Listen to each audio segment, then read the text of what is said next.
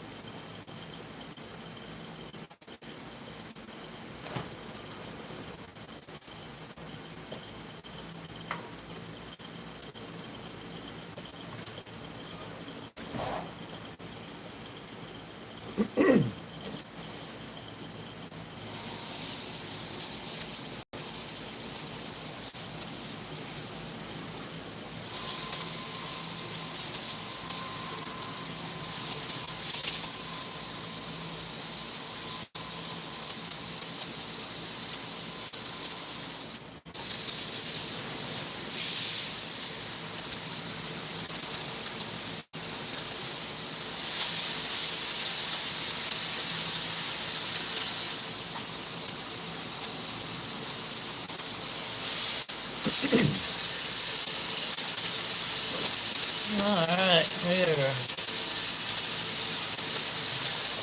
On our way. What's up, everybody? Well, it's like glass down there. I poured enough pond shield on this. It looks wet, but it's not. It's hard as a rock. So, I don't know what else to do if it leaks. I redid the whole thing.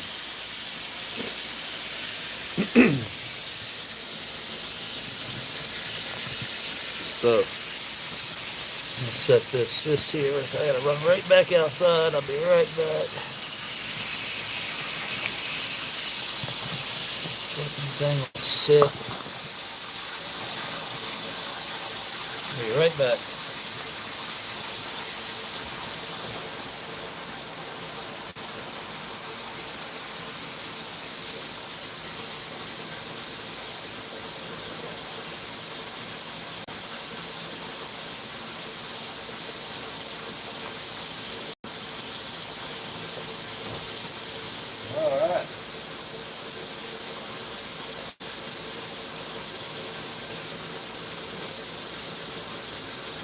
Alright, I'm back.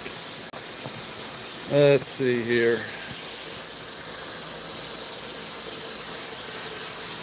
So this is our third time. We're going to take the first two as learning experiences. It's just trial and error, really. It's all about trial and error at this point.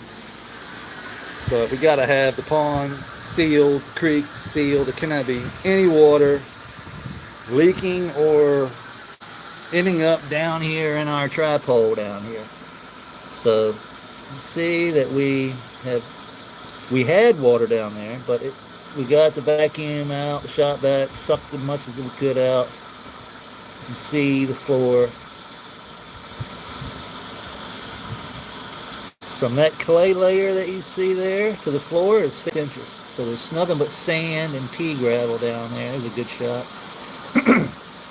So the soil sits on top of that clay, and then the water seeps on down through the clay, down into the sand and silt, and is stored down there. But we can't have any water down there unless I want it down there. And we get water by adding sand and silt. You can see when we bring in all the sand and the pea and all that stuff, it'll bring it up. We create a channel. We bring that on up over the wall, and that wicks water up into the soil pockets, running down the creek wall, and eventually will fill up the E horizon. And then we disconnect. But if you get it just right, you can have it connected in certain areas, disconnected in others, and get it just right to where you get just the right amount of water to where the plants can wick it up. You can see that I haven't had to suck any water out of there. But when I cut the plants, okay, so when I cut all these you'll get water down there because the plants aren't wicking up as much water. So all that extra water goes down into the E horizon until we start getting plants back in there. And when we get the plants in there, once they start taking off, water dries up and it's back to normal. So it's really a system where the roots are wicking out as much of that water, and the extra ends up down here where it does not sit in our soil. So the soil can't go anaerobic by just sitting in moisture, basically water, turning into a swamp. We don't want that. What's going on, everybody? Put my glasses on. Let's see. What's up, Annie? Stutter. Runs. Special. What's up, guys? Appreciate everybody stopping by. Hit that like button for me if you don't mind. You know how it is. This is the third time we put water in this thing. Hope we got it this time. But just trial and error, trial and error, trial and error. I've got a lot more information now than I did, so this time we should be close. We're day 63 of flower over here. Flowers are looking pretty good.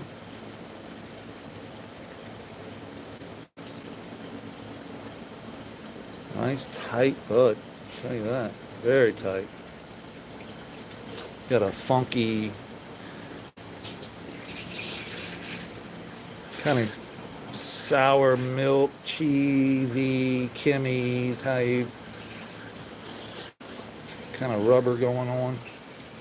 This one's the Orangeline. This is all fruit right here. I mean, berries, freaking cherry. I mean, all kinds of stuff going on in this thing. This one looks like it's going to be done sooner than the others. Like I said, super tight bud. Yeah, nothing but berry right there. We just got to keep an eye over there. Don't let us run that over. Oh, check this out.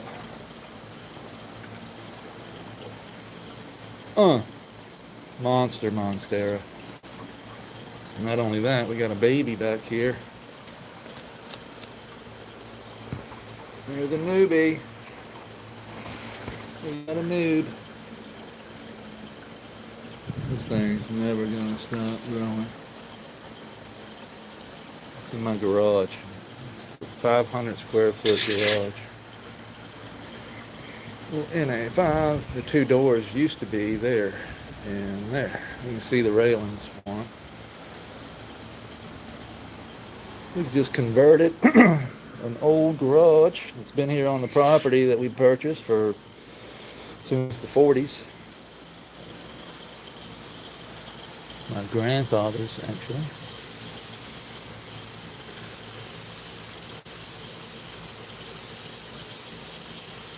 So yeah, I spent a lot of time on the property here growing up. Got an opportunity to purchase the place. My mom and my uncle decided they were going to sell it. And I was able to purchase it by a lot of fucking hard work and a lot of scrapping, so to speak. We won't go into that, but I ended up with it after a long, drawn-out battle. Everybody wants the almighty dollar. You know how it is. Don't matter most of the time, the worst is your family. Sad but true. But when certain ones ain't got no money and they see you with it and they got an opportunity to get it, I think for a minute they won't. Unless you got real cool family. But you know how cousins are, and uncles, people you don't see all the time, you know what I mean? These people don't give two shits. That's my little rant for the day. I appreciate that. Yeah, the setup is, straight out of my head. It's built off of a horizontal system. Basically, it's pond liner. So that's, you can see about almost a foot. There's 12 inches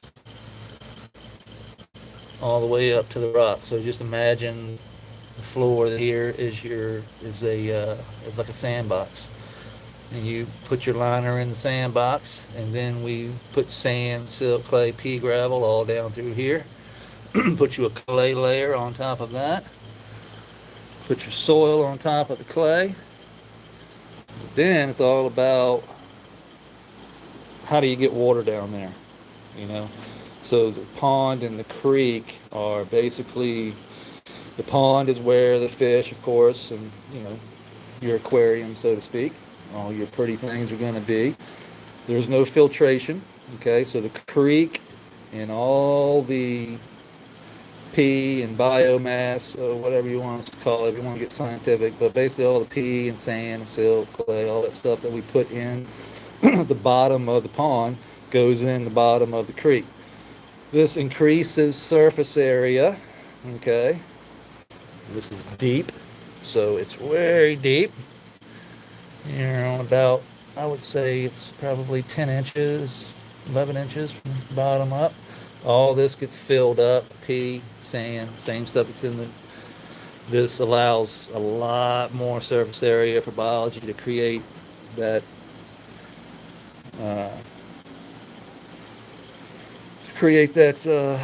biodome, so to speak, atmosphere for the biology to reproduce and eat the poo, the nitrates, the ammonias, and all that shit that's coming from the pond. Basically clean the water. We'll oxygenate it with the waterfall and create a closed loop system that will water and wick water where we want it to, up into these soil beds. See, this is our sweet potato. We're just getting roots in the system. So we got some wheatgrass. All this is new. Wheatgrass is popping up. We planted these from seed just, about a week ago. Got my little tomato plant over here. We're only in 12 hours of light right now because we're in flower. But when I cut all that down, we will flip to, I'm going to run 16 hours on, 8 hours off. So basically around here, today is actually summer solstice. So it's the longest day of the year is today. And we get about 15, 45, 16 hours of light. And that's what I'm going to run in here. And then when we flip the flower, we'll just flip back down to, 12. Maybe 11. Yeah, it's aquaponics, but it's a lot different. It's living soil meets aquaponics. Or it's a lot different. Aquaponics is basically a flood and drain system.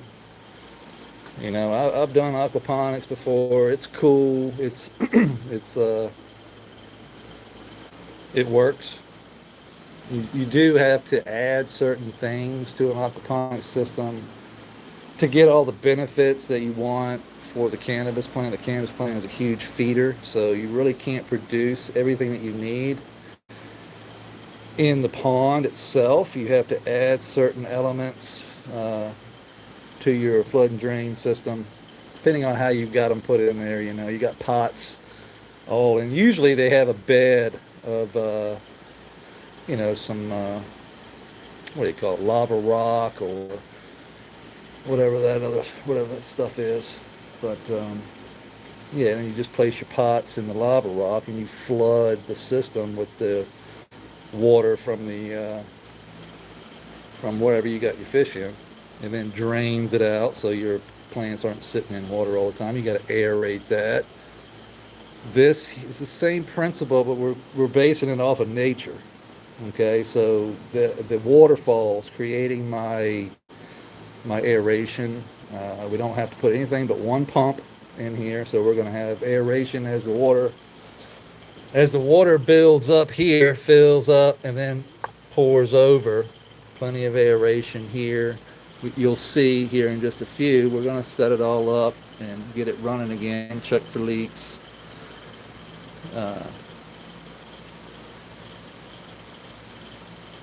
Yeah, so the reason how we check for leak is just watch we'll basically have to leave and come back tomorrow morning and see how much the water has dropped, if at all. It should drop a little bit, but not much, just from the splash. We should not see any water in our trap hole. If we see water in our trap hole, which is already full of water, I just got it to the point where it's not, filling up over there. But if it starts filling up again, we've got a problem, because I'm not connected to anywhere around here. So the only time I should be wicking water over and seeing water in the trap hole is when I want it to. And this is my valve. So, over here, this line of sand, this used to be sand, silt, and clay. It used to be, but the worms turn it into organic matter, and they run through it over and over and over again. So you can see where it's disconnected here. We're not wicking any water, and then it starts to connect right here, and it connects all the way around to here. So from here to here, that's all we're connecting to supply water and moisture to this whole area right here. So we've got our empress tree, which roots stay here all the time. So the cannabis is here one minute, gone the next. Those roots, these roots will die off. But in order to keep consistent root in the soil, which is what we want to do, we need trees and bushes. All right, so the empress tree is consistent root, okay, that never leaves. The bush, consistent root, runs roots all through this side of the bed here, keeping that microbiome going consistently. And then we just wick water where we want. So around the plant here, you see where I'm disconnected here, but I'm connected around the plant. This is supplying moisture to the root system. The roots run to the wall, run down, wicking up all that water. When we wick too much, where there isn't any plants, we get water in our trap hole. It's really that simple. So all we got to do is treat this sand and silt, this stuff here, okay? This sand, this stuff here, once it gets wet, it's a continuous pull of water. It will pull water and stay wet all the time. So we just bring it up out of the creek, over the wall, into the soil pocket. You can see we spread it all across the top of the soil. This is where we were wicking water. This, you can see grass already starting to grow out of it. This stuff is it's already broken down. I mean, you add that to soil, guaranteed seed pop. It's guaranteed. Like, I've never put a seed in this stuff here and gotten it wet and kept it wet and it not germinate, unless it's a bad seed. But this stuff right here has got more biology in it than you could ever imagine, and it's already broken down by nature to its finest part. All you gotta do is add water, keep it wet. The biology will go start releasing that nutrient to your plants. It's like a perfect germination spot right on the edge of the creek. It stays wet all the time, which is what a seed needs, but not too wet. That sand and silt will only hold what it'll hold, and it releases the rest, which is Mother Nature's cool way of maintaining balance.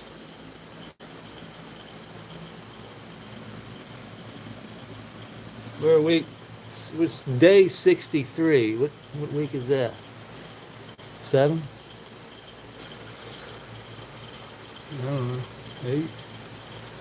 I don't know no math. Do the math.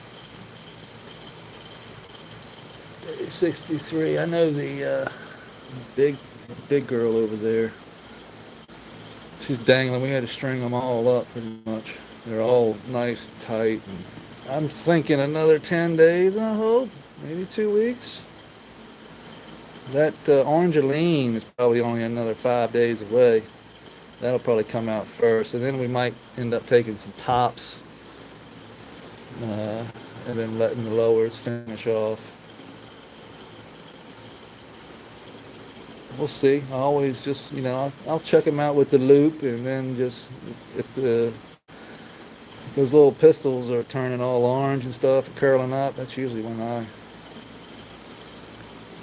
they're ready for me anyway. Everybody's got their preference. I don't like being locked on the couch all the time. Usually if I go too long, that's what you get. You get couch lock. I like a little bit of more sativa action in my stuff because that's kind of what I need.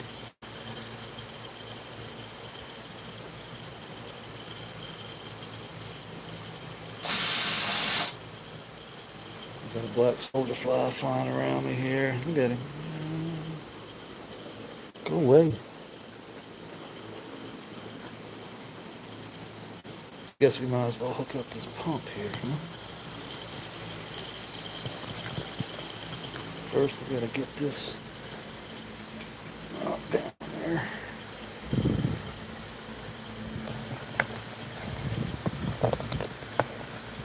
Get this. Come on.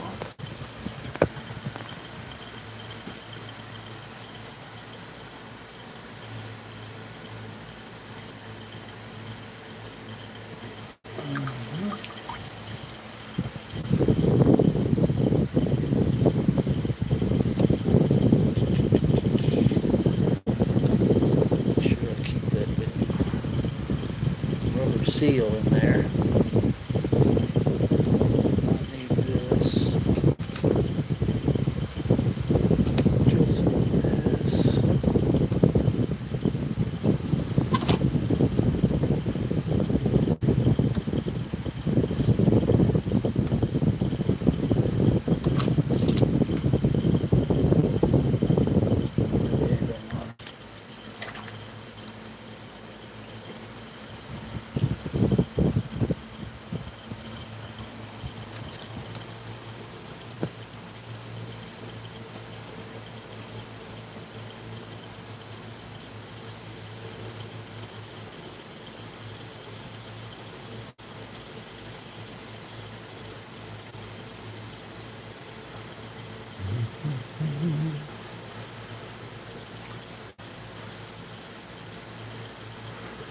Yeah, am I getting it? Yeah, there it goes. Yeah.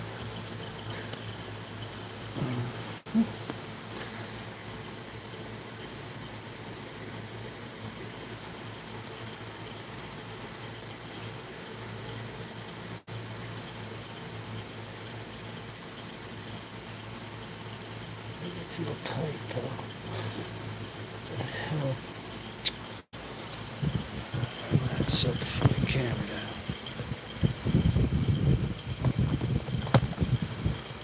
One hand, it ain't working.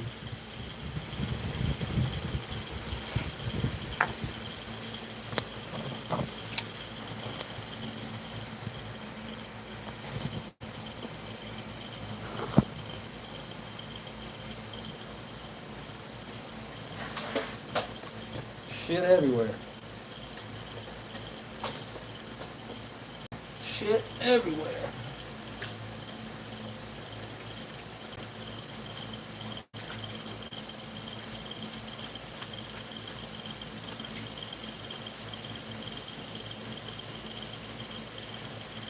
Why is that not tight?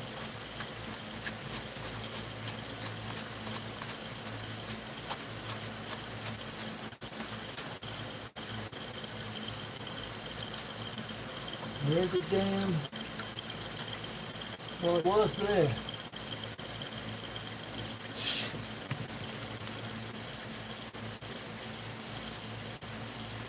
Need that. Let's say, how'd that come out? Must have came out when I turned it.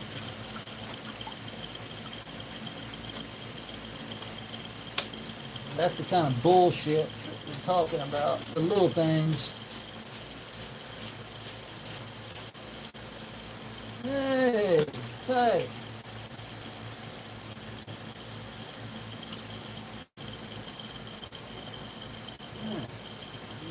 Put a little heater down there.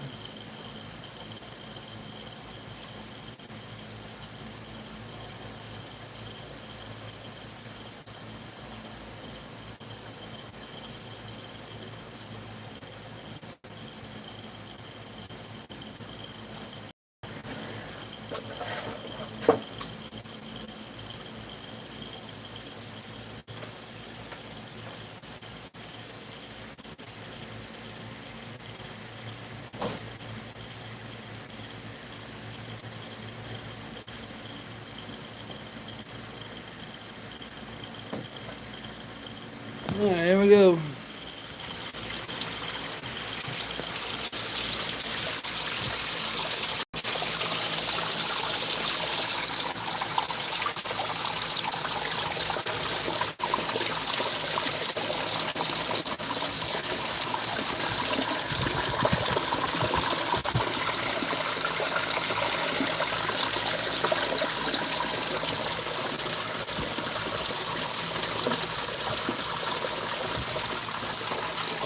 So it's going to change, the splash is going to change a lot once we get pea gravel down there and all that sand and silt down there.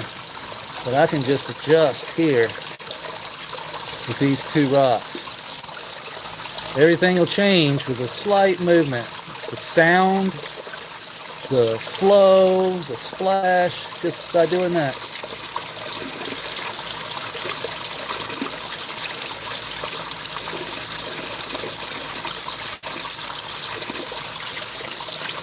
Do that, changes everything, doesn't it?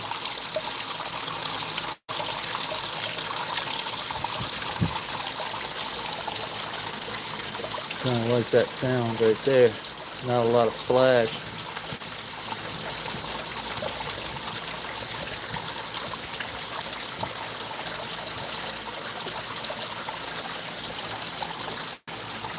That heater is just to take the chill off. I usually don't run a heater at all. Keep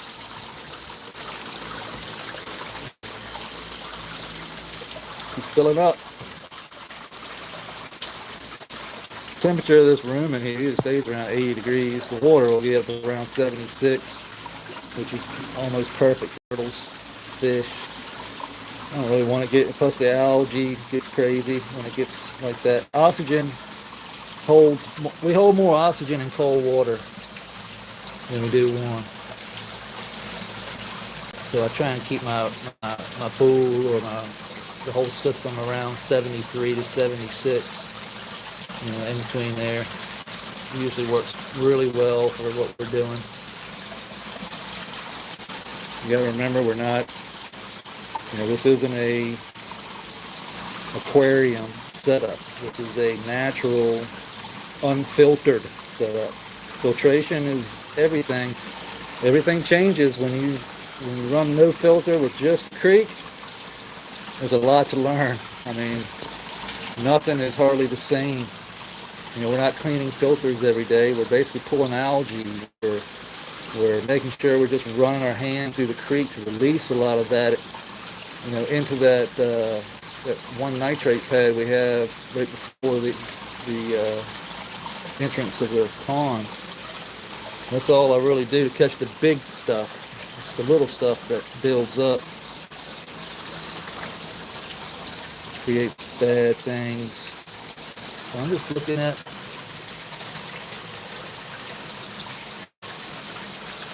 this is going to change a lot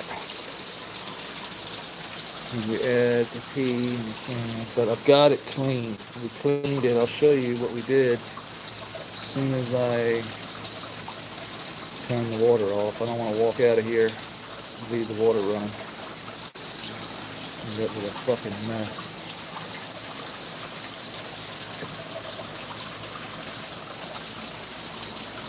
My ADHD ass will see. I placed that one rock in there, so now we can change it up a lot. Now I know what's going to happen. You can see the water coming underneath that rock quite a bit. So when we get the pea in there, that's going to build up around the edges of that rock. Then we're going to place another rock right in here, big one like these right through here. And this is going to slow. What we're doing is we're going to create what I call gold traps, basically, poo traps. And the water will come over and splash down, and come over and splash down, and come over and splash down until it gets into this area here. And then she'll shoot on down through here, and then right through here, where she slows up, and where all our biology will really take hold and start cleaning everything before it comes back around and dumps into the pond. We'll have another gold trap like we had set here. So we'll fill all this in with sand, silt, pea, And we'll place a rock right here, which will create another trap. So I've done that once, and now I have a really good idea how I want it to do and where I can place these rocks, how much sand I need. You know, I have so much more information now than what I did. So hopefully I can, now we're going to set this up where I can really get maybe a vortex. I want to try and create a vortex right here. And that water comes around and right through here and spins around through here. And then we'll try and do the same up there. We can always do that up there with just some rocks. Place some rocks in certain areas. We still got quite a bit around.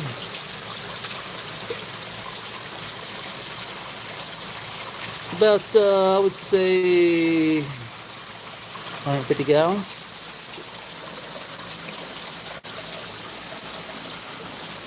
Maybe 200 with the creek.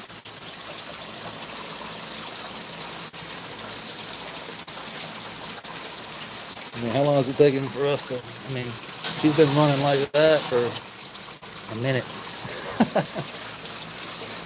For 32 minutes it's been running like that. So it's,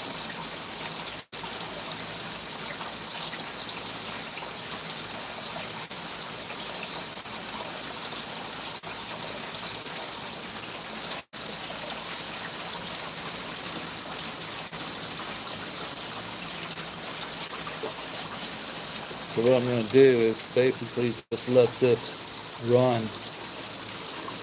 and it shouldn't take long. I mean, because it's already full. So if it's leaking, like we'll see water down there.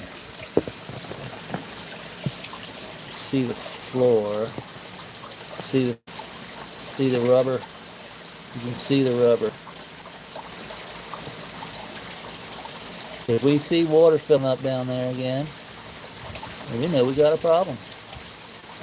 So we're not going to put pea gravel and fill rocks and make all that work for ourselves until we know. We're just going to let this run. Come back in the morning. If we got water down there, then I'm going to punch myself in the face. And then we're going to come back out here and I'm going to buy 10 gallons of the fucking pond shield or something else other than pond shield, but another 2-part epoxy. And I'm going to I'm going to drown it in this shit. Can't believe I had this much trouble. I mean, that one over there, I thought I had trouble, but to be honest with you, it was just too much sand and silt. I got that one sealed pretty much the first time.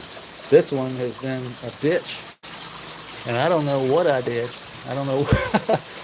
I mean, there was a couple of spots down there, but I found that hard to believe. It still blows my mind that much water was seeping through. I guess it could have been.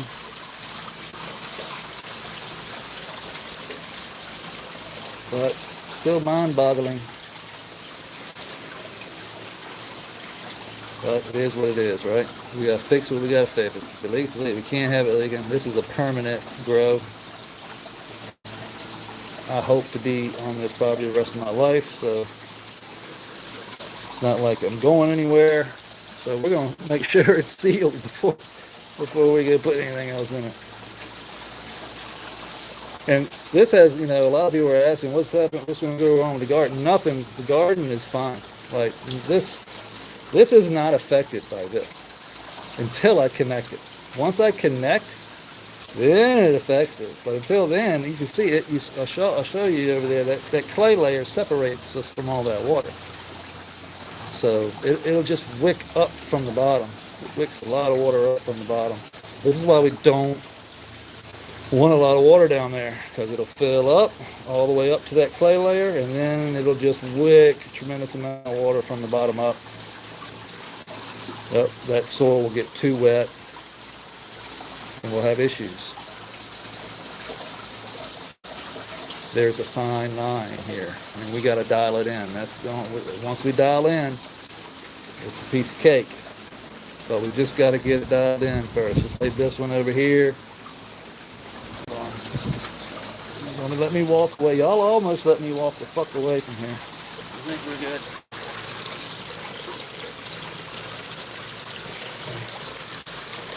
There we go. She's full.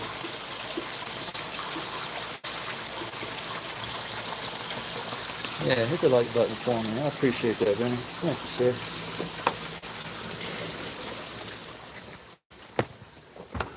Alright, yeah.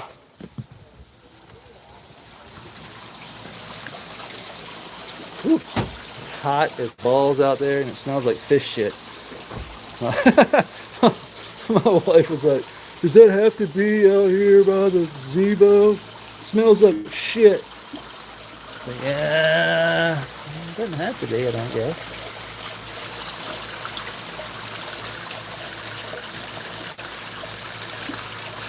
But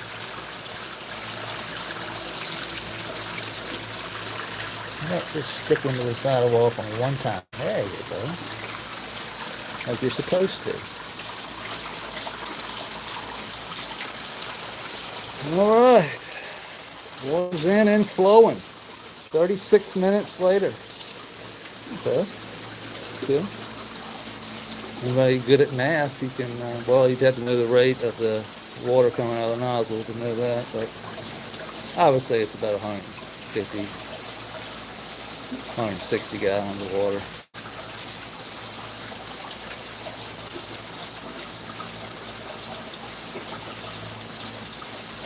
And if I come out here in the morning and it's full of water,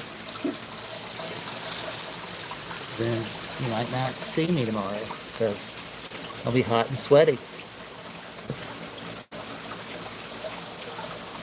Should be just like that tomorrow morning. No worse.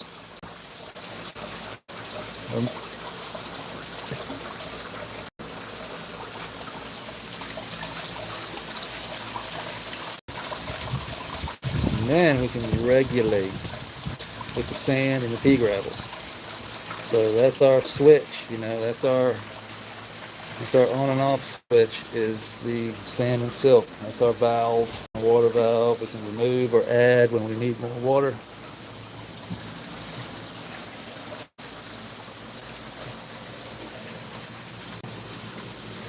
What is that? It's like some clear goo. It's snot.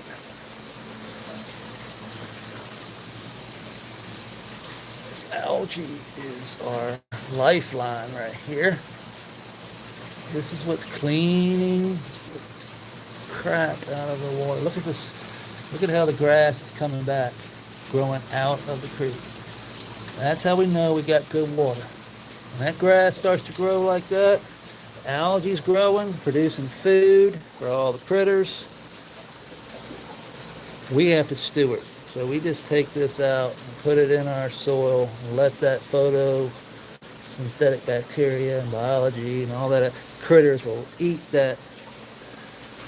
It's like candy to them. Let's see if we can find the isopods down here. They're usually like, you can see, all we gotta do is move something. And the worms and the critters are everywhere. Used to be springtails, road beetles, isopods. It's a diverse ecosystem down here in the soil. Usually all we gotta do is move a rock or two. Let's see where's my finger at? Just underneath.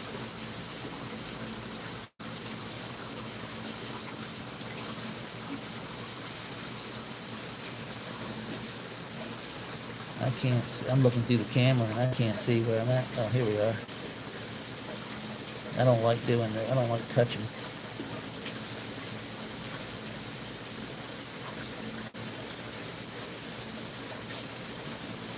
Dig a little hole down the channel. The cool thing about it is when you dig like this, you just put it back over like something like that. The next day you come back and you look and it's like nothing ever happened. Like the critters come up and just do everything for you. See, we're drying out. That's earwig. So I was wicking way too much water. And since I disconnected all through here, we're not wicking as much water. So things are drying out a little bit over here. See, this is a good thing. This lets me know all I have to do is disconnect from that right there, that mass root system. This is all root right here, sitting on top of there's the creek wall right here. So all of this is sitting on top of that. And that used to be the sand, the silt, the clay, the pea, all that stuff that's in the creek, just brought up over top, and the biology does the rest. Once that grass takes hold, it'll build, and just all we gotta do is add more sand and silt right here, connecting this to that, and voila. You'll see moisture just spread across here. It's crazy. I just aerated over here like yesterday, and you can already not tell at all. Look at these raspberry bedhead.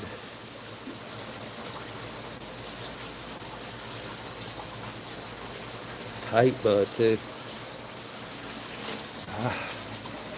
Smells delicious. Here's the top. Whee! Say hi.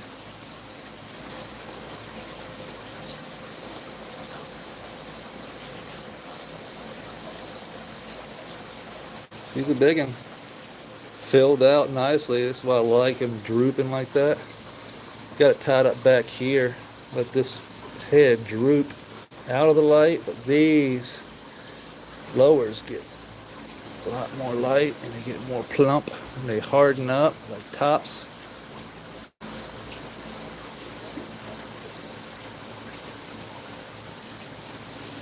It smells like freaking sour ass and like a little bit of berry or something.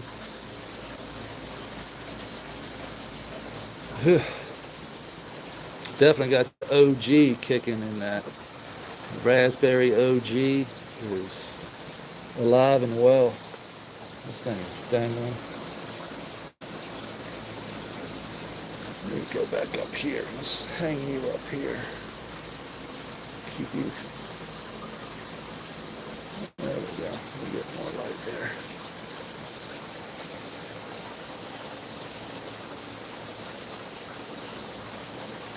See, our pistils are all about there, that color I like, but we've still got a good ways to go. I mean, not a good ways, 10 days or so. I'm only running cool blue, white, cool white, light, no red whatsoever. Well, other than what's already in that we can't see. I'm not running any of the far reds. I mean, there is red coming through that spectrum, but just not got. I don't have the deep and far red on. This thing right here. It's from OK Calyx. The orange lane. This is the one that took the hardest hit.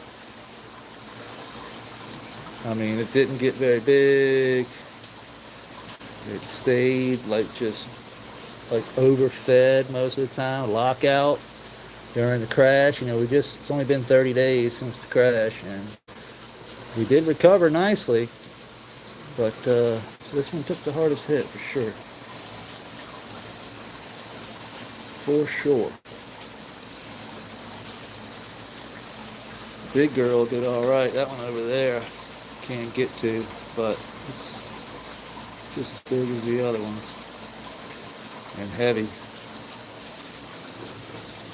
But yeah, we got our light cycle over here. You know, we've been in cool white for the last 10 days, 11 days, say 52, 63. Actually been in longer than that. Probably stayed like 47 or so. I've only been running at like 40, it was 35, and I went up, then I went up to 45, 45. I'm at 45 right now. I'm only pushing, I'm on one channel, Grandmasters. And then I got pushing 245 watts of power per light. No, I don't sell. This is all my personal, this is my home grow. This is my personal grow.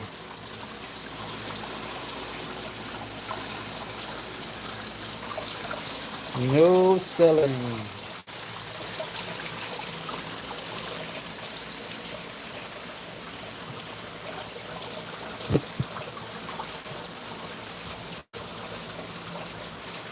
If I come in here tomorrow morning and that's full, like I said, we'll have a problem again.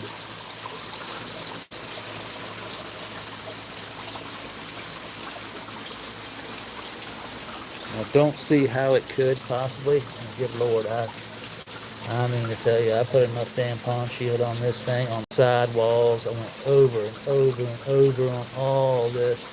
Feels like a baby's ass. You can hear it. It's like glass. You know what I mean? I even put more concrete up here where I thought maybe it could have been. All through here where it could have been. Sealed all that up. That don't mean shit.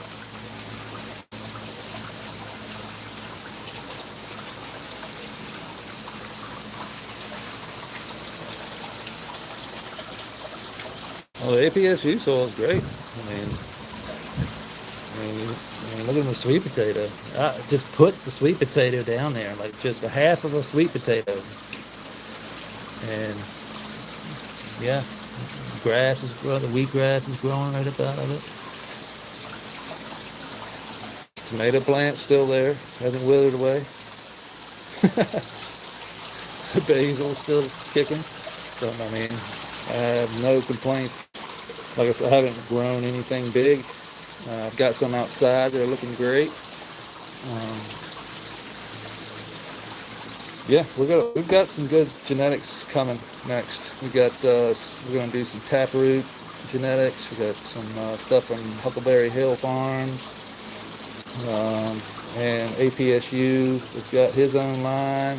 Gave me some stuff, so we're gonna pop a few decent stuff and see what we get. And it's all seed. It's all regular seed, I think. Maybe some of them might be one of them might be feminized, the other one might not be, I'm not sure. I'll have to check and see.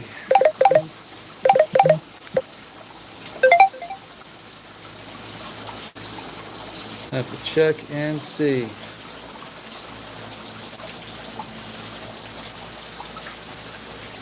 Y'all see my Monstera? Look at that gorgeous thing here.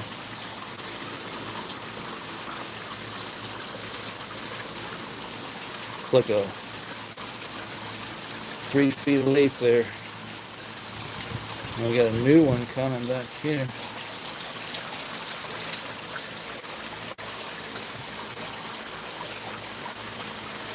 There it is.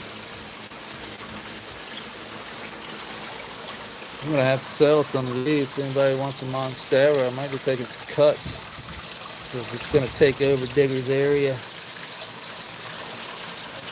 See Digger's ass over there. Y'all want to see turtle ass? You want to see it? You want to see his ass? It's turtle ass. That's Digger up in his cave. He just crawls up in there. There's Pooter. What's up, Poot?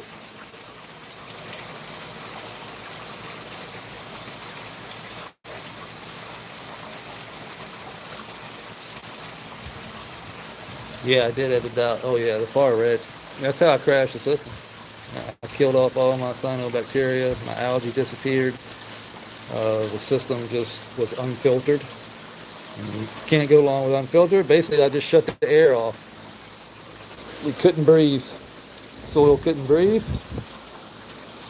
You can't breathe, you die quick. See where it really hurt our grass. See how green it was, and it started going brown. Now it's coming back green again. You can see. So it really was an eye-opening experience to watch it happen and then be able to do certain things to correct, and then boom, watch it come right back. You know, that experience alone is worth its weight in gold. So I don't regret doing anything. It was, you know, I had no idea that far deep red light killed off cyanobacteria, and it kills algae. I mean, it does a lot of bad things in this system.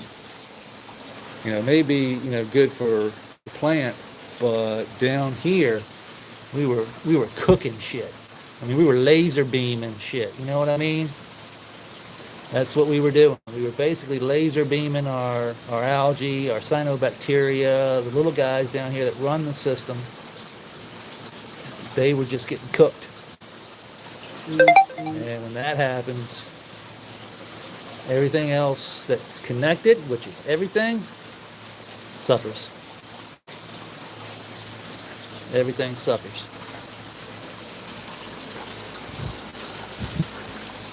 So over here, as long as we get this sealed up and it just flows continuously without leaking, the only water we lose is from evaporation and a little bit of splash, you know. But other than that, we shouldn't lose any water. The water that we want to pull out, we can just add that sand and silt to the edge and then wick it out. Let the plants uptake it. But until then, we can't leak.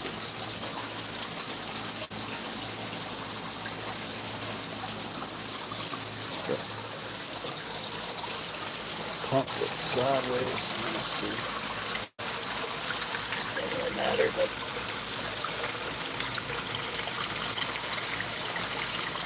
I can feel a little bit of splash here. You can see it on the rock. But that's not enough. I mean, that's going to lose us water over time, but not enough to do any bad damage. Not enough to do anything. It's just a healthy splash. We had splash zones last time. We'll get them again this time too. And we can dial those in.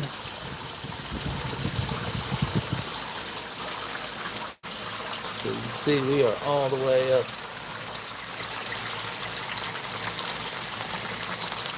there.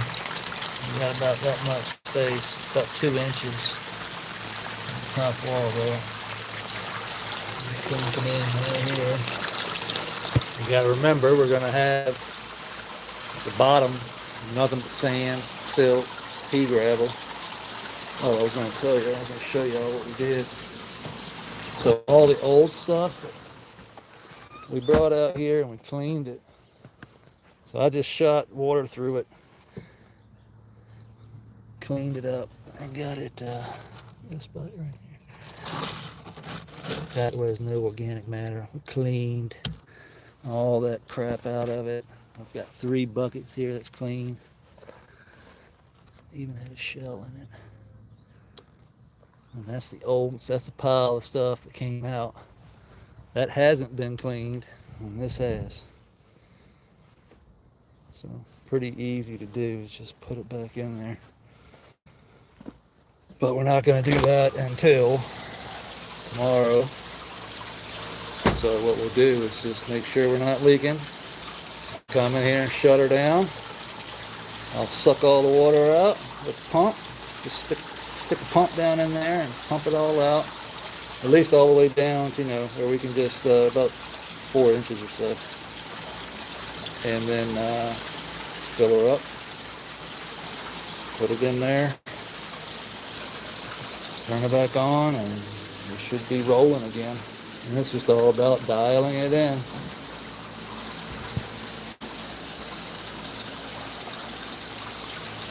You can see the splash hitting the pond. So a lot of that goes right back in the pond. Look at that.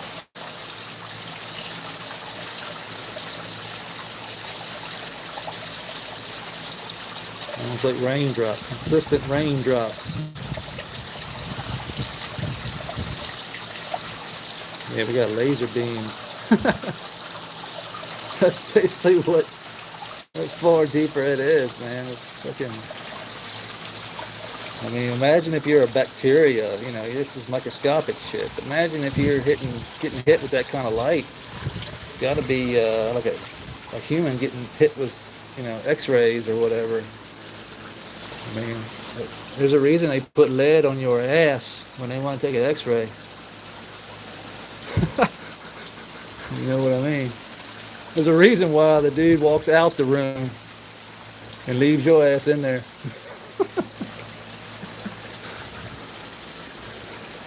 I always thought that was funny. Hey man, where are you going? Oh, this shit will radiate your cells, bro. I gotta get out of here. Good luck.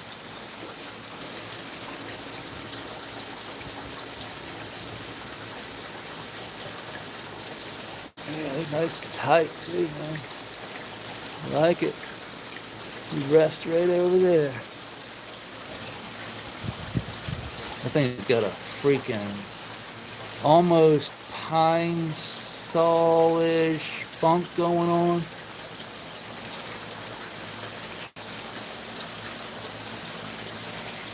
Thanks, man. Yeah, it turned out. I thought we were going to end up killing all this. Right, to be honest with you, I thought all of this was toast. When we crashed 30 days ago, I was like, well, these things are done. I was like, they can't breathe, they're not going to do anything, they're just... But we recovered nicely. The system wasn't down for more than a week or so, and we started pumping cyanobacteria back in with the labs and just simply changing the light back to the cool white, getting rid of the red, and doing a water change, getting all the toxic water out. We did that over a 4-day period. So I did 25 gallons. The next day I did another 25 gallons. The next day I did another, until I thought I had done pretty much all of it. About 125 gallons. And yeah, you can see we got algae freaking growing out our ass, and which is what indicates good cyanobacteria. We've got oxygen forming. You can see the oxygen. Look at this. Look at the algae bubbles. See the bubbles? That's oxygen. That's how this is why life is on the planet, right? It's how the Earth got oxygenated, right there. Well, one of the reasons, one of the main reasons why we're here on that planet, on this planet, is due to algae and bacteria that create oxygen. Pretty cool stuff. You can see it right here. See the bubbles? See the isopod down there? It's dead. It is dead.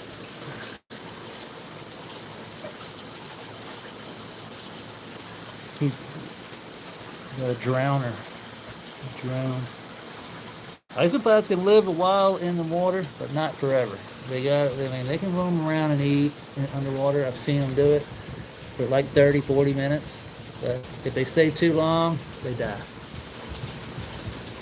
Here's an old black soldier fly larva. Empty shell black soldier fly larva.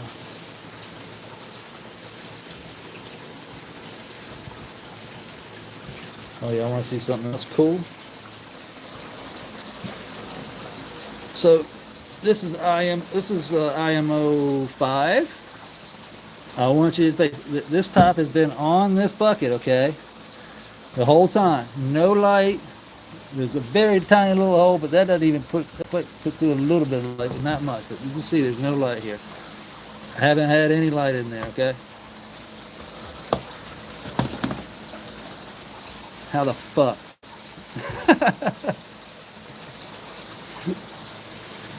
So, look at that. No light. And we are popping. So, it smells so good. It smells like a forest floor. It really does. You can see the mycelium growing. All this is doing is breaking down organic matter. So this is possible because energy is being created down here by microorganisms. And that's what it takes to grow a plant. You know, it doesn't really take light. We just proved it. What it does take is energy. It takes power, and somehow that power has to be generated. Now, don't get me wrong. These will go die off. They will only get certain size, and they will die off without light. The reason they pop like this and they grow like this with no light is because the energy is being created in the soil down here. The bacteria and the fungi and all these things. I can't explain it to you exactly in science, but I do know that it takes power, energy. Most all energy on the planet, they say, comes from the sun. Okay? And that's true. It took the sun to grow everything in here. But I've had this covered, just like that, for weeks. And I pop it open one day and voila. This tells me that there is energy being generated down here without the sun, without any light. It barely gets any light, just residual from over here. You know, if I put a meter on it, it's like probably like 25 or 50 over here. Nothing. And I've got it covered. You know? So, the power is coming from the biology. They're creating their own oxygen. Just like that algae over there is creating oxygen. Look at the water beating up on the leaf.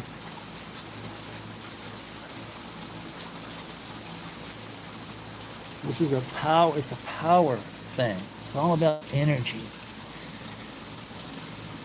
The right environment can produce without light if the soil is the energy producer. You know, it's really crazy, and I wish I could explain it better.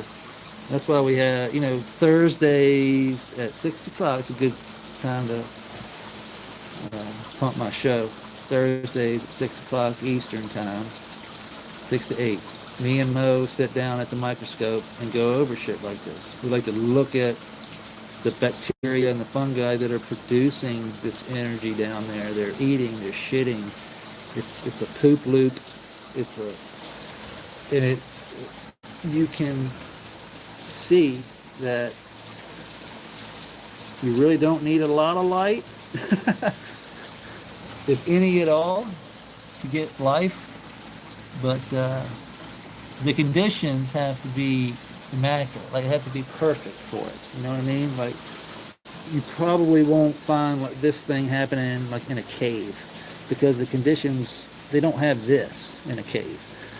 You know, they don't have moisture. Exactly. Water, moisture, the energy, like that. The moisture is in here.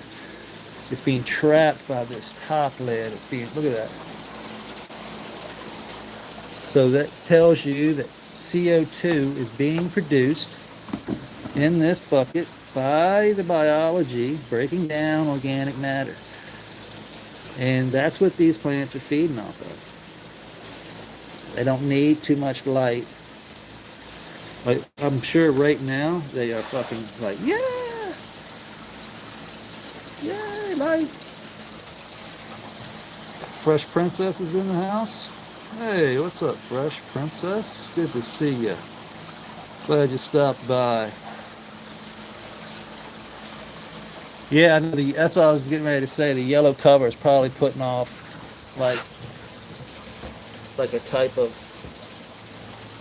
You're right. Look at that. So it's not a complete blackout, but I mean, you get my point. It's like very little light compared to what's going on over here. You know what I mean? It just shows you they don't need much. But you're right, there is a transparent light going through here. So it actually probably, it might even, that yellow might even enhance it a little bit now that I'm looking at it. That's crazy. I didn't even, I'm glad you said something about that. Look at that yellow. That yellow is pumping out. It's pretty wild how that can, just a little bit. And then this, I wonder if I covered that with black plastic. And if I cover it with black plastic and then come back in a couple of days and see if the plants are dead.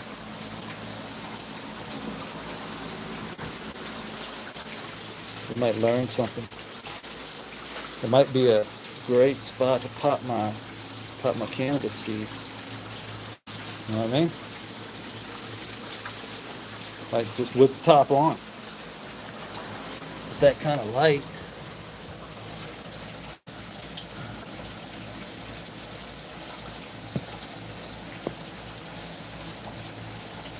Yeah, there's definitely light getting in there. It almost looks like it's being enhanced, doesn't it? That's cool.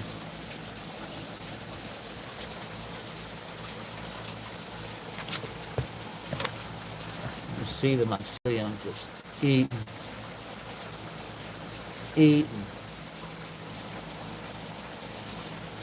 So this is what goes on that. So when we cut all this out, we're going to come in with my IMO 5 and top dress here. We're going to mix in some APSU forest biome. So this is for octopus mammals, reptiles. And then he's got, this is a desert biome. We don't need desert. But the island biome is pretty cool. And then we've got the bog, which that's good in here. But this one is the tropical plant. This is nice. This is good. Kind of mimics the forest floor, like a rainforest roots, plant life. Plants. Yeah. I want to spoil my plants. So that's what we'll be doing. Get a little bit of, top dress going. This will be the first time I've actually put any type of other soil in. It's just been me this is my 5th run. So the only thing I've put in is my IMO 5 that I make. So after each run I add IMO 5, and it's just, all this is I got oak trees around here. So I rake up around the oak tree, and then I take my rabbit bedding that's out of June's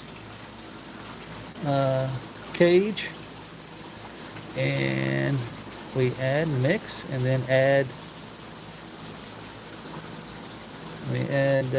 natural farming inputs. Trying to see, does that focus in? It's like some type of fungus growing on the end of that. Ooh, fungi, a mungi.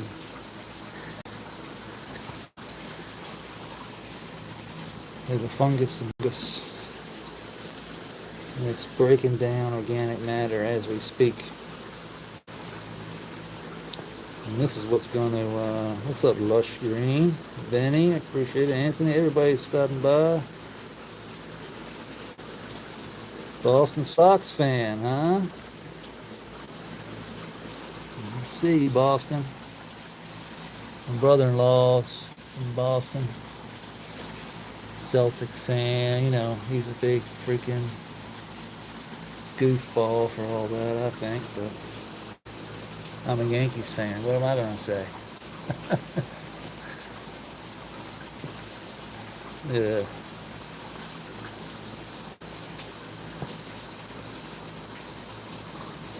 That's, look at all that organic matter stuck to that.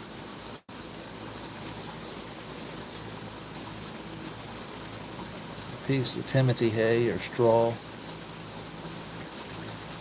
That, you put that under a microscope, you're going to see life.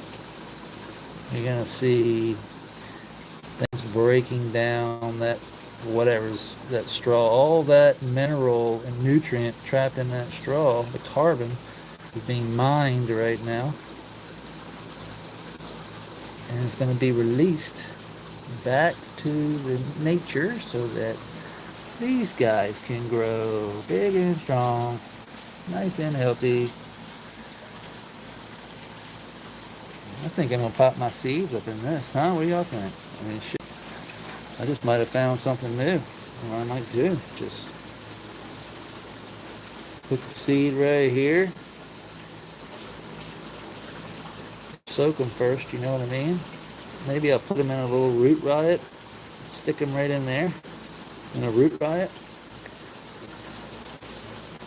Stick them in there and then cover them up. Let that moisture build up under there. Look at that moisture.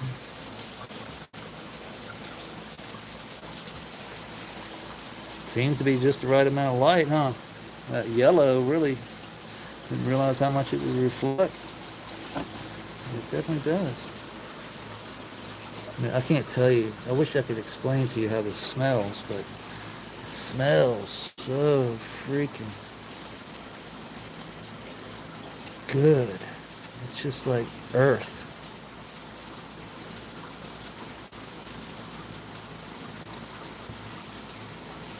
I can see why these guys look so healthy.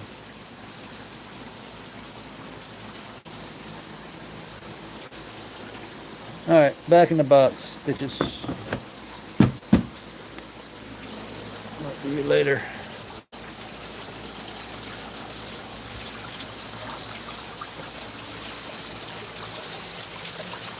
Oh shit, it's water. I'm just kidding. No water down there. It looks the same.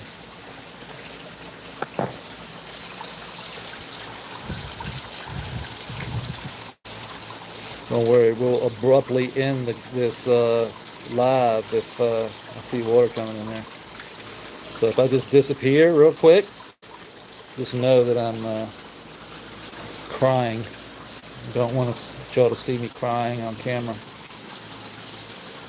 Or at least hear me crying on camera.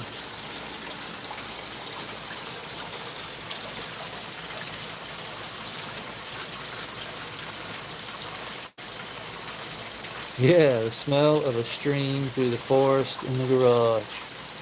Smells wonderful.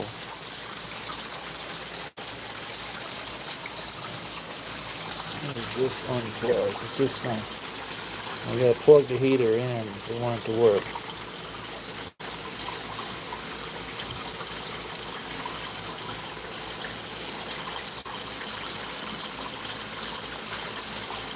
The bagel's been coming along, growing nicely.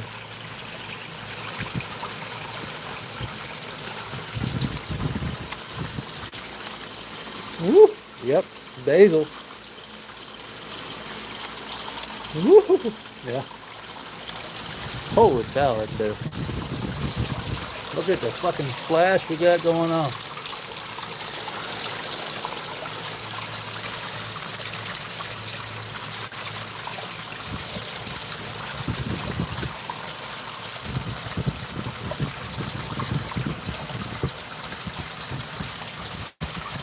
So this just builds up more and more and more and more.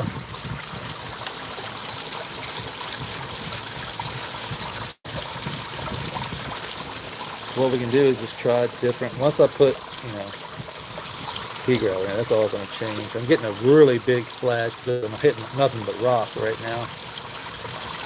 Once we build that sand and silt up in there, it'll slow that down a little bit. You can see we got a lot of splash.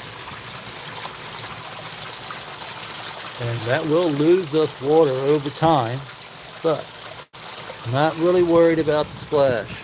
As long as we don't get water in our hole. This splash is not going to seep through and fill up our reservoir. You know what I mean? That's not going to happen with that little bit of splash. What will fill it up is a leak. And it took 10 days last time for us to see the leak or find the leak. Or at least know it was leaking. I never found it, but to know it was.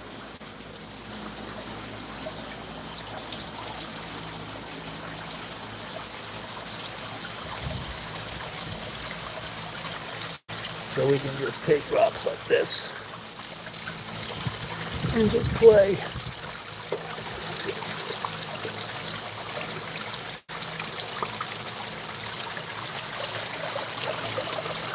See how that builds up a pool right there?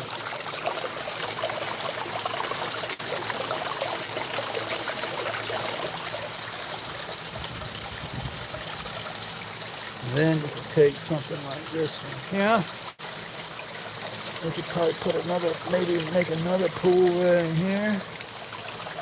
And then just let it roll down and naturally sit in a spot. Right there. That's where it would naturally have gone to. And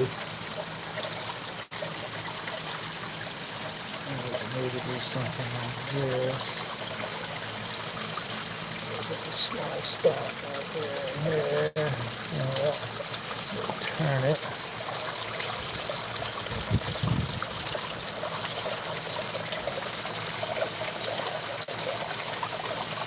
See how that water can go underneath that rock? Just barely touch. Create that ripple right there.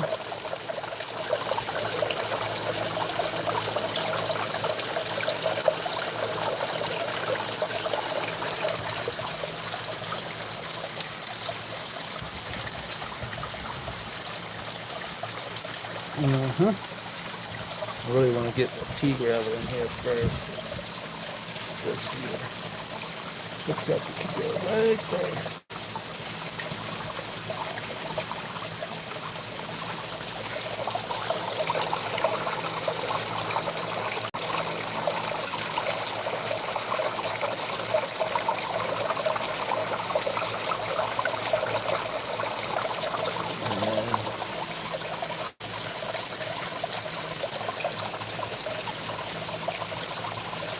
So there really isn't a whole lot of silt and sand that ends up staying up through here. A little bit does, but it's mostly pea gravel because the silt and sand get washed down. That's why I'm placing these rocks in spots where the sand will build up and create these pools.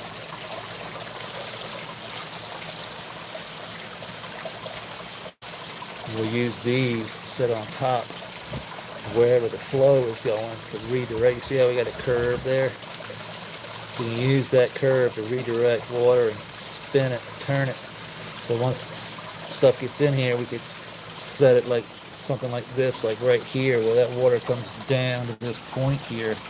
We can set that in the sand right there and redirect water.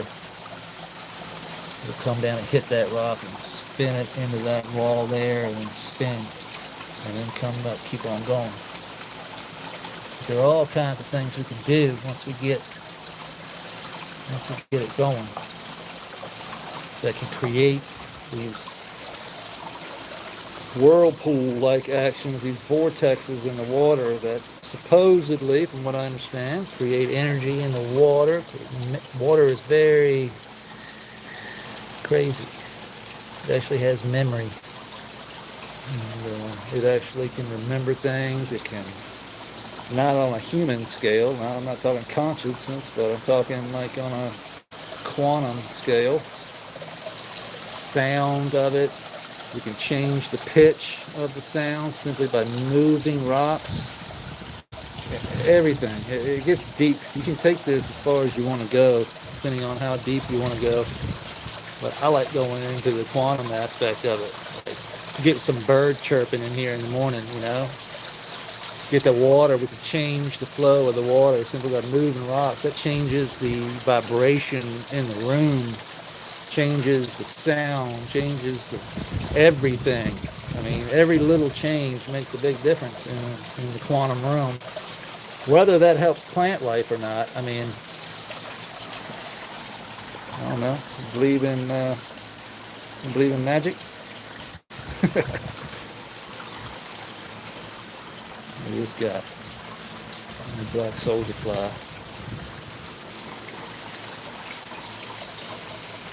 There he is.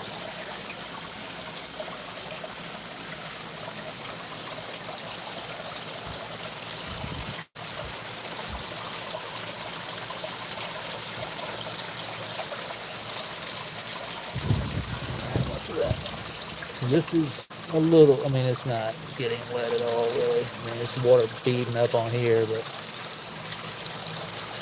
that's a good thing. It's beading up.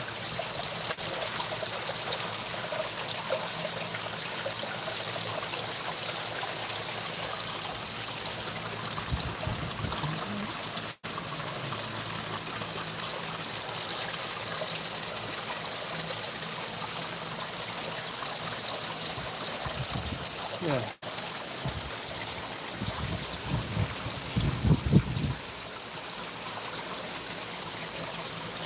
We are flowing.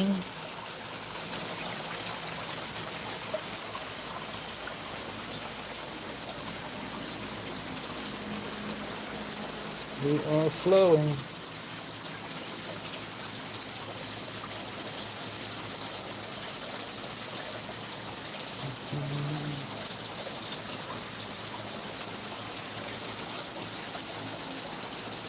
Flowing for the third time.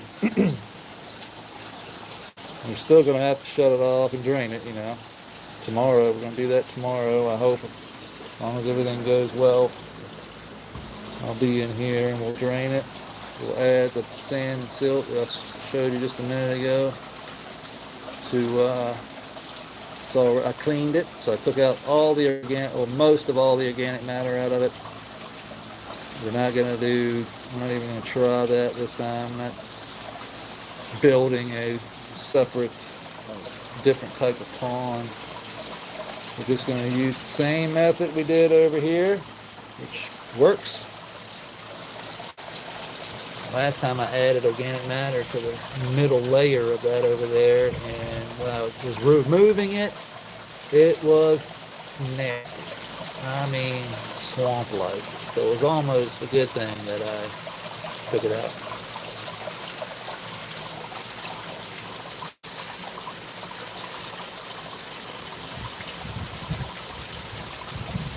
Like right now, I could put fish in there right now. I could basically add the fresh pea and sand and turn it on, let it cycle for a day, and throw fish in there. No problem.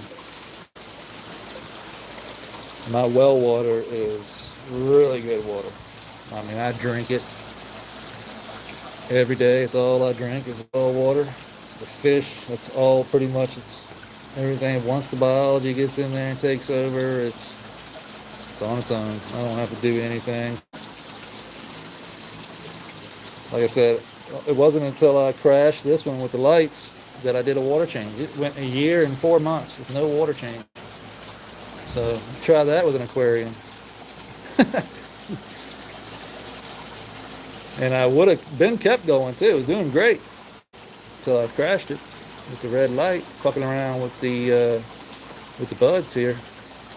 But like I said, it was a valuable lesson I learned. I wouldn't trade it for anything. Now I know how to fix a problem now too, and we fixed it quick. So that was worth its weight in gold right there. Look at that lucky bamboo over there. That shit is...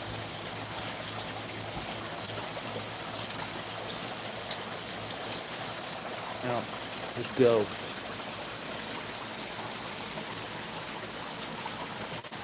What do you think, Peter? Big-eyed bastard. Slinko's been hanging out right here all day. I don't know what his deal is.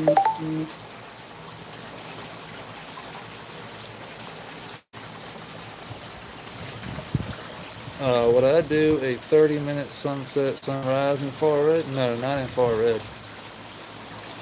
No, I would. I mean, I understand it, um, but I can tell you, just, I mean, without any plants in here, like with a cover, most of the time these creeks like this are under cover, tree canopy cover. You know what I mean? Like they're not getting that direct light. If I go far red, I mean, I can't tell you how fast it happened. I mean, you got to think that, I mean, that light, as soon as it, boom, for 15 minutes, it's cooking. Everything down there. Now, you can do a non, deep and far red sunrise and sunset, but the Grandmasters have 4 different channels. So let me show you here. I'll show you right here. Show you right here what we're working with. Let me get my Master Blaster out of here. So I'm going to show you what we're in right now. Here's what we're in right now. So as you can see, there's still red in the spectrum. It's just not, turned on. So right here, here's the channels. Cool white. Alright, CW, cool white, that's channel 1. 0, warm white. Red, far red. Those are the channels. 1, 2, 3, 4. So if you turn your cool white up to 100 and turn off all the rest, that's the spectrum you're looking at. So it still has the greens, the yellows, everything we can't see. It's just super high in blue and very low in the reds, all the way down to, about 700 nanometers. But there's very little of this. If you go 65 on the cool white, 100 on the warm white, 60 on the red, 40 on the far red, this is what you get. That's your spectrum. So then you come down here, you go 50 on the cool white, 0 on the warm white, 100 on the red, 65 on the far red, and that's what you're looking at. So your far reds are, never that high. Now your red can be up there, but that far red, that 700, 720 nanometer right here, we're cooking shit. Laser beaming. And you can go here, you can do 60 cool white, 100 warm white, 25 0. So there are lots of different options we have, but these are all presets that you can adjust. They give you like 60 different presets. So I can get the page open here. So I'll do week 1, then week 2 I would just add in. So they got 15 warm white coming in at week 2. I bumped it up to 20 because I'm an asshole.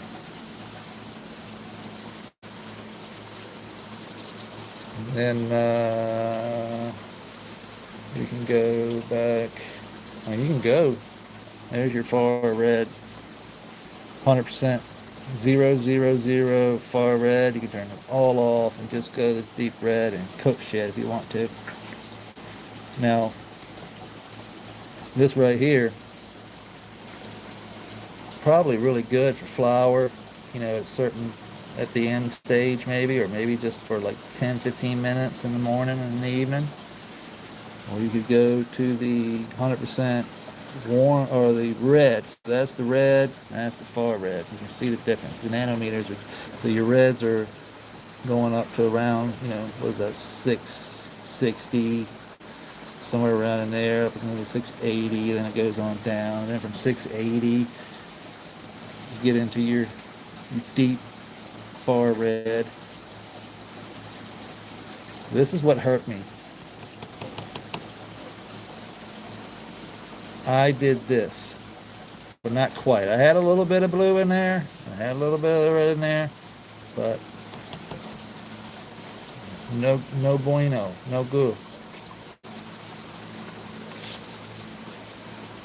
And this is the week 3 of veg. So you're just constantly, you're bumping up. Week 2 would have been 100 at 20. Week 3 would be 100 at 30. Week 4, you bump it up a little bit more. As the plant grows, it can handle more of that red. But a lot of that, a lot of these things, just take these for example. When they're babies, they don't need a lot of light. They need that resistance, but they don't like a lot of light. I found that the cool white is, I don't understand. I haven't seen a major dip. Maybe if you tested the bud and then, you probably see maybe a point or two difference using it, but you're not going to see a difference, eyeballing it or smoking it. Maybe on a test, you're like, oh, yeah, it's an extra, 0.3%. All right, so good job. Look at that. Can you tell if you didn't test? No. Smoke that shit. Get high, man. Be happy. Ain't nobody testing nothing. Why you gonna waste your money on testing? I can't get that. I can't. This whole purpose was to not spend a lot. I spent a little bit of money getting it dialed in, getting this, built. But now that it's built, I don't want to spend a dime. Like every nutrient I get, everything I get is going to come from around here or be given to me. That was the plan. That's the goal. The goal is, free smoke. in a clear conscience and a clean mind, you know what I'm saying? Just knowing I grew it, where it comes from, what I put in it. I don't need to test it. Shit. It's going to get me where I want to go. I guarantee you that. Whether it tastes good or tastes like shit, that's a whole nother story. But I promise you, it'll get you where you want to go. Just might taste bad. That's what I'm trying to get those terps going, baby. Taste, flavor. All of it will get you there. Hell, I used to scrape freaking resin off the bowl. Get me there. You know what I mean? If you've never had a joint jar, and you've never broken into your joint jar, your little roach jar, you know what I mean? It's called a joint jar or a roach jar. We had a blunt roach jar full. And let me tell you, break those little bastards open and roll you up a good one. It tastes like shit, but it'll get you there. Now look how Plinko, I've never seen that before. Got his nose stuck up out of the water. Like right in the trough.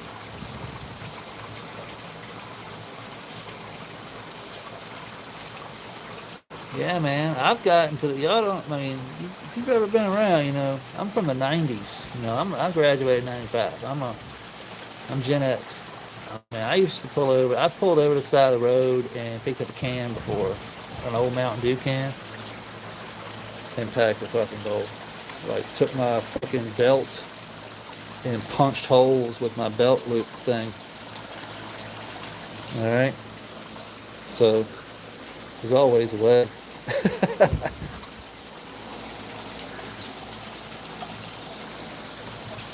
You never smoked out of a can, you don't know what you're missing. What's that?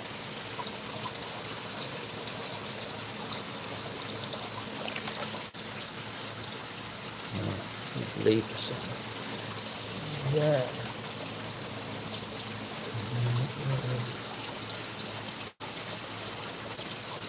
Flowing though, baby. Flowing.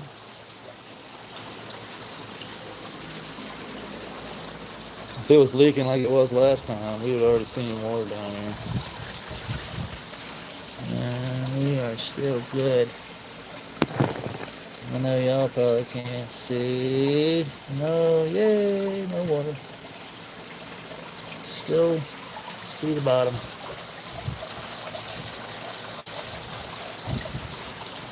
I'll probably end up putting sand and silt in here, raising it up, and it'll probably leak like I said. Don't say that, fucking idiot.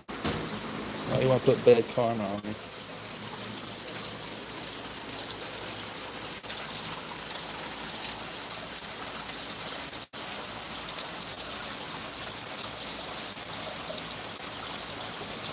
That's right, as always you feel.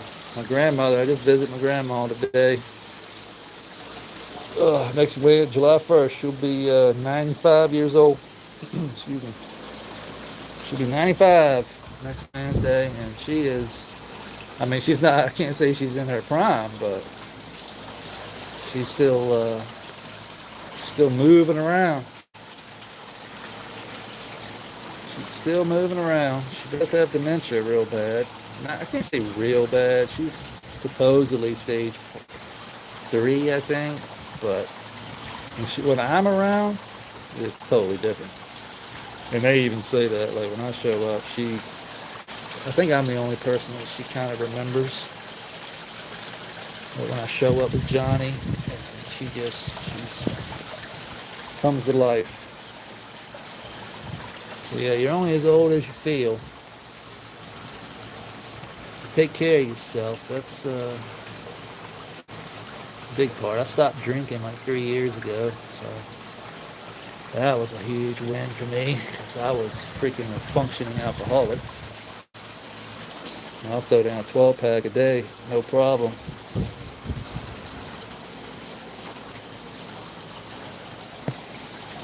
No problemo. Look at terps building up on that bad boy. Thanks, Neil. I appreciate that.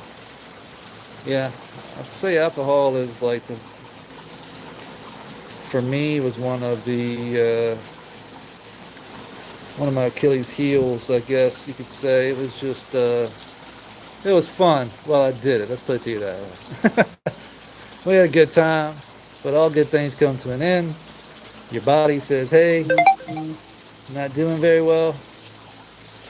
You need to stop this. And if you don't, well, good luck. I decided to do my best to quit. It wasn't that hard for me. It was a stomach issue, really, that it was a forcement on me. But then again, I needed to quit either way. That shit, yeah, not good. Although, fun.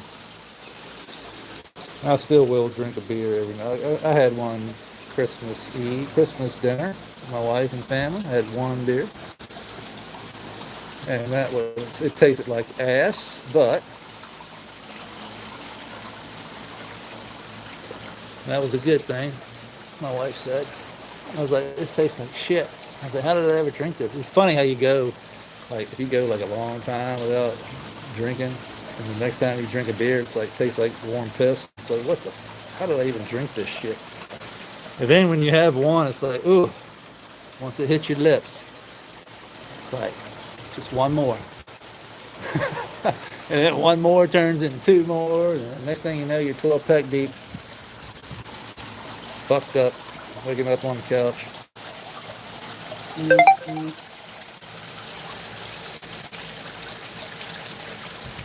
Where you at, Digger? Digger's still up in the hole there.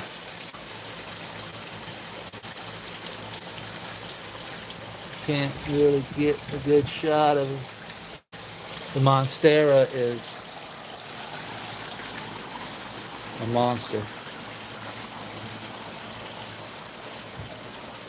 Look at that.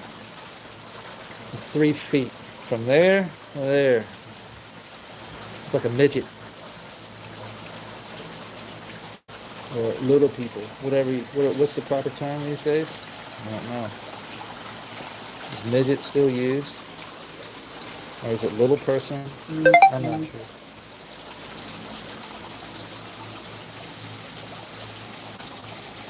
Oh, nice, JR. Good. Well, over here, 30 years. That's how long I've been out of high school. I was just getting started back 30 years ago. Just getting started. Having a good old time. Beach week, baby. Beers and titties. Good old days. Beers, titties, and blunts. Oh, how we miss the days.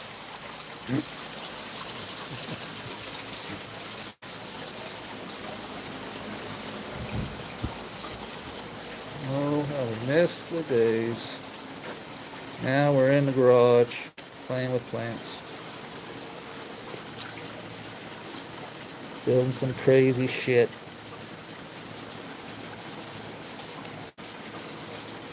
But it's fun.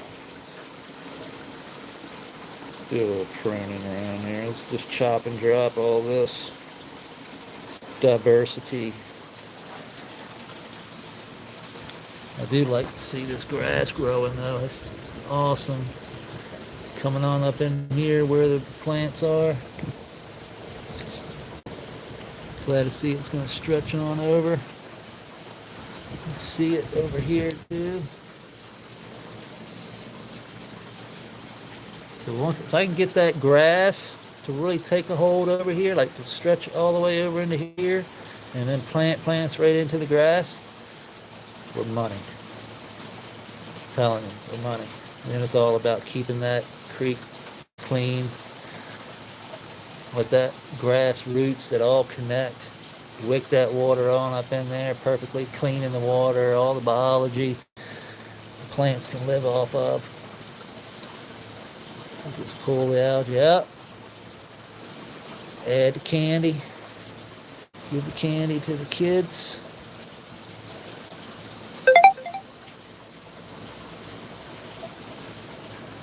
This is all we gotta do. Feed candy to a baby.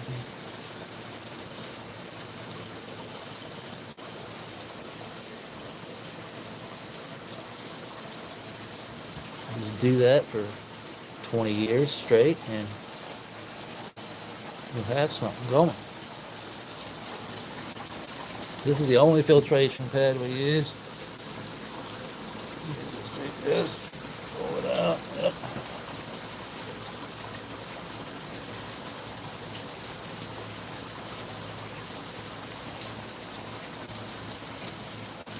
Do a little bit to our Joshua tree here. The Joshua tree needs a little juice every now and then. Get this. So all I'd have to do to clean this pad is move this.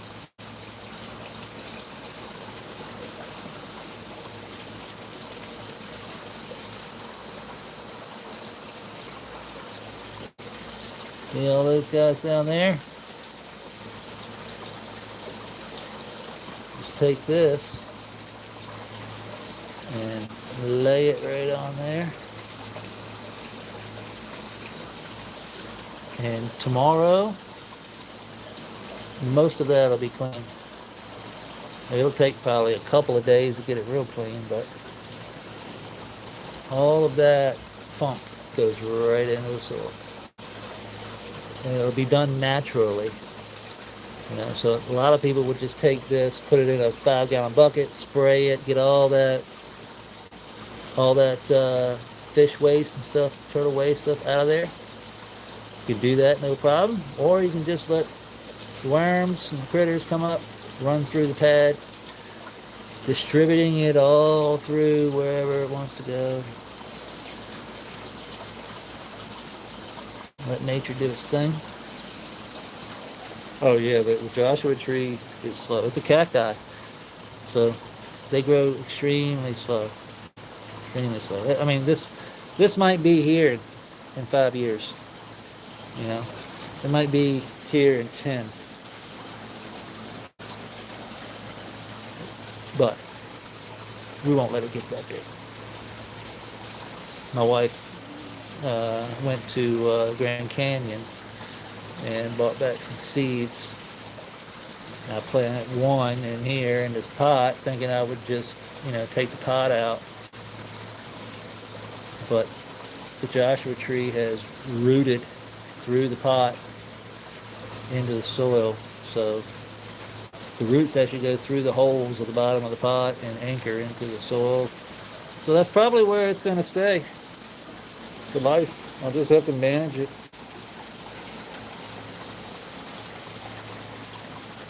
Just have to manage it.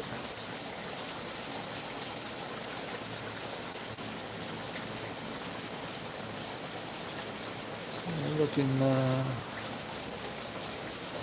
quite nice. Nice tight like a tiger.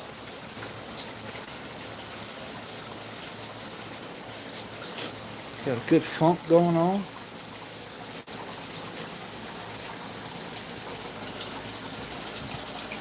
Can't say I'm disappointed. So here's my poker.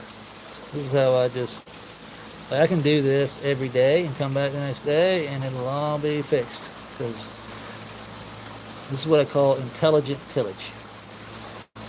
Just creating work for our critters. They'll come in and fill these holes, and get to work, start fucking breaking down more stuff. Go to work.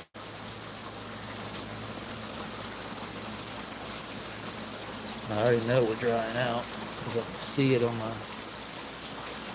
See how dry it is. Or if I go in close to where this is, see, right up against the wall, it's not as dry. But if I come back out some, that's still wet.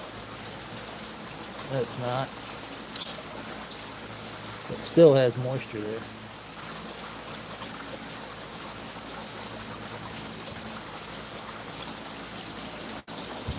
Just gotta manage, man.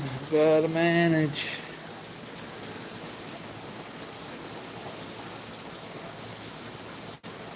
See how wet it is?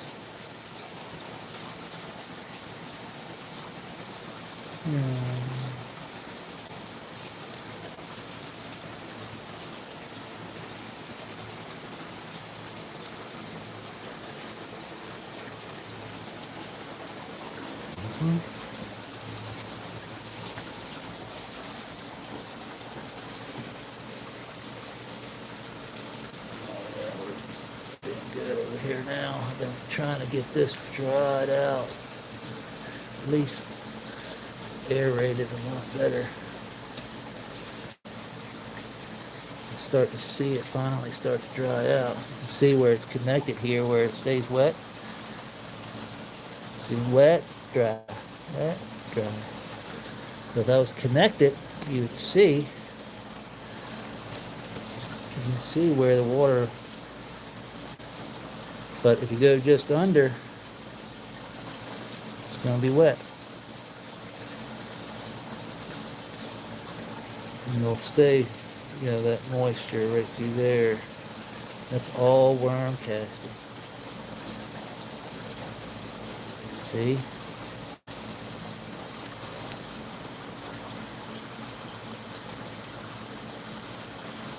All worm casting. Worms love it.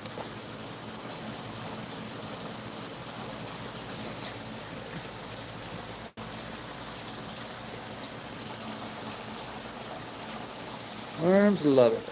Am I still alive? I think I'm still alive. Can y'all still hear me? Yeah. Yep. There we go. It says I am. Although the other day it just abruptly cut me off.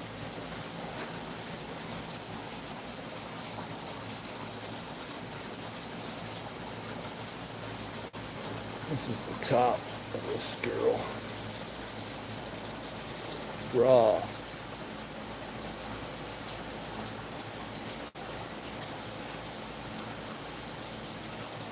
Boing, boing, boing, boing, boing.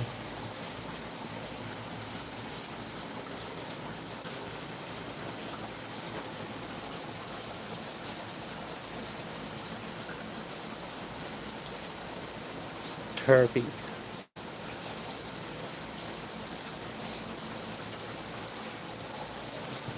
It's the turpalicious, what they call that.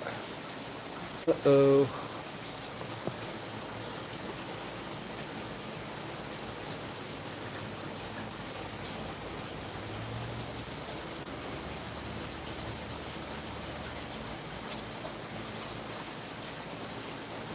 There we go. There we go. I'm gonna have to do some trimming off this. This thing's starting to get a little crazy. I need grandma's shears for that. This is the jasmine that has gone all the way. The jasmine started over here in a little pot, and it's worked its way. It's taken a year and 6 months to get all the way around. It's come all the way around here. Which is here with the jasmine now. So if you don't know, it's 12 feet long. It's 12 feet. 9.5 feet wide. Not including this or this. But yeah, that's 12 feet long, 9.5 feet wide. Kind of in a sandbox. Built this one in a sandbox. This one just used rocks to make the sandbox. And then Digger's terrestrial area is the only spot that's not connected to any creek. This is the dry zone, so to speak, but I just water this by hand. The monstera gets its roots, gets water by me, and roots are in the pond as well, dipping over into the pond there. Yeah. I don't know what's up with Plinko. I'm not sure why. I mean, look at it. They're just all around his ass. He just don't care. Like he's struggling, but I don't know why he would be. The mollies aren't struggling. Nothing else is. Like he just wants to be right here. Like he's trying to get out, but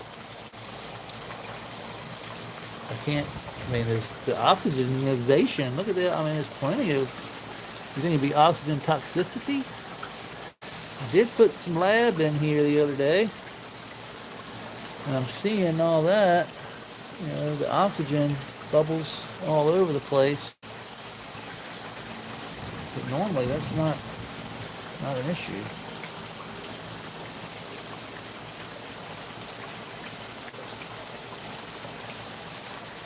Everything else looks happy. The little mollies are the smallest thing in there, and they're happy. They're swimming around in there. But Plinko, has got his nose stuck out. Never seen him do that before.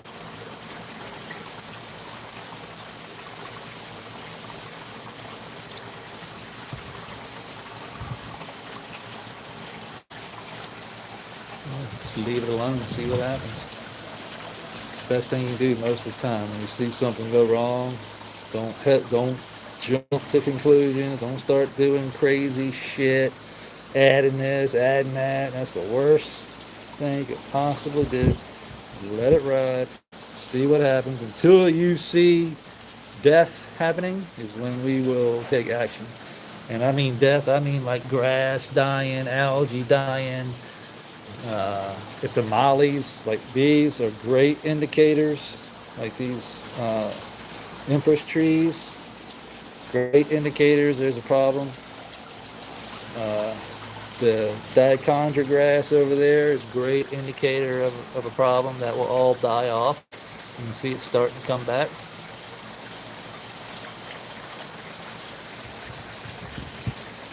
So you can see the grass.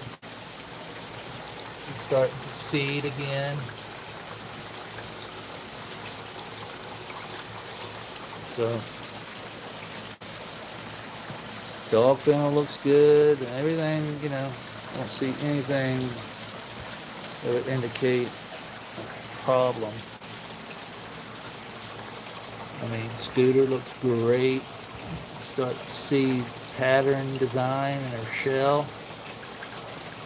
Super clean.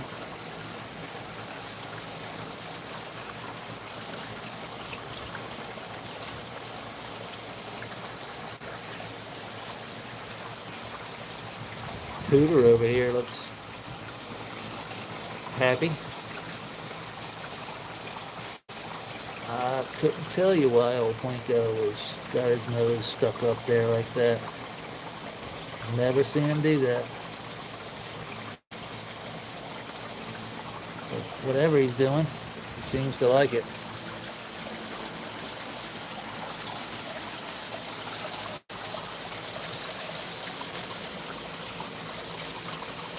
Still looks the same.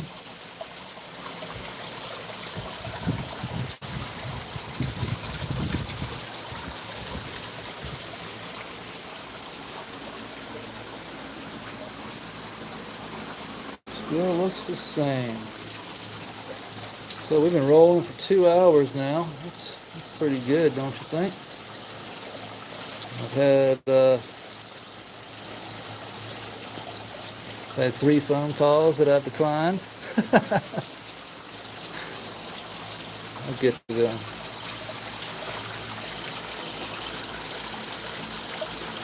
I'll put this rock back over here. Let's get the better chill.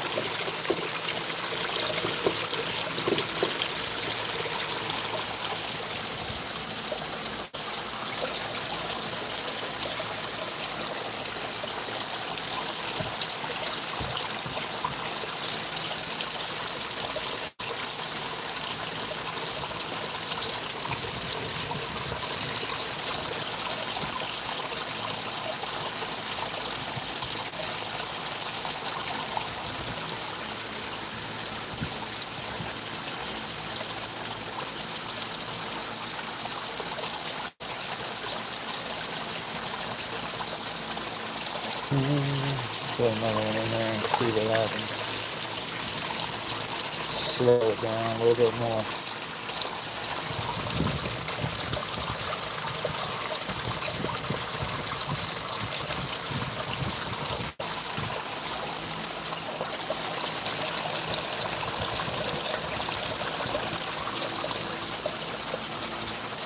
Yeah. Have a great rest of your day. Let's see you tomorrow or the next day or the next day or the next day. I'll be here fucking around.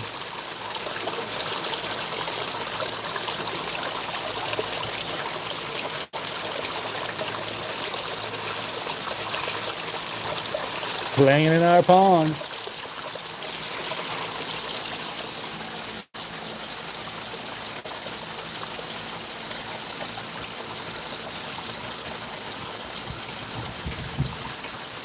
Appreciate it, Neil. Yeah, we're going to hop on up here. I appreciate everybody. Hit that like button for me. If you're not subscribed, subscribe. I would appreciate it. With that being said, I hope everybody enjoys their Monday. We'll be back tomorrow to add the sand and silt. Hopefully there are no leaks. So come check us out tomorrow. Peace.